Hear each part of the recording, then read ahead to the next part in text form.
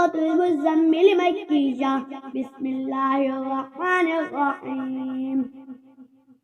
يا أيها المزمل قم الليل إلا قليلا نصفه أو انقص منه قليلا أو زد عليه ورتل القرآن ترتيلا إنا سنلقي عليك قولا ثقيلا إن ناشئة الليل هي أشد وقعا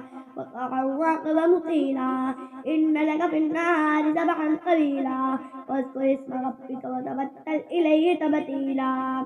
رب المشرق والمغرب لا إله إلا هو فاتخذه وكيلا واصبر على ما يقولون واهجرهم هجرا جميلا وذرني والمكذبين أولي النعمة فمهلهم قليلا إن لدينا أنكالا وجحيما وطعاما ذا غصة وعذابا أليما يوم ترجف الأرض والجبال وكانت الجبال كثيبا مهيلا إنا أرسلنا عليكم رسولا شاهدا عليكم كما أرسلنا إلى فرعون رسولا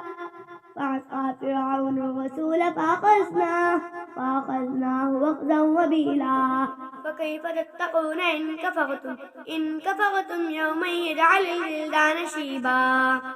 السماء منفطر به كان وعده مفعولا إن هذه تذكرة فمن شاء اتخذ إلى ربه سبيلا إن ربك يعلم أنك تقوم أدنى من ثلثي الليل ونصفه وثلثه وطائفة من الذين معك والله يقدر الليل والنهار علم أن لن تحصوا فتاب عليكم فقرأوا ما تيسر من القرآن علم أن سيكون منكم مرضى وآخرون يضربون في الأرض يبتغون من فضل الله وآخرون يقاتلون في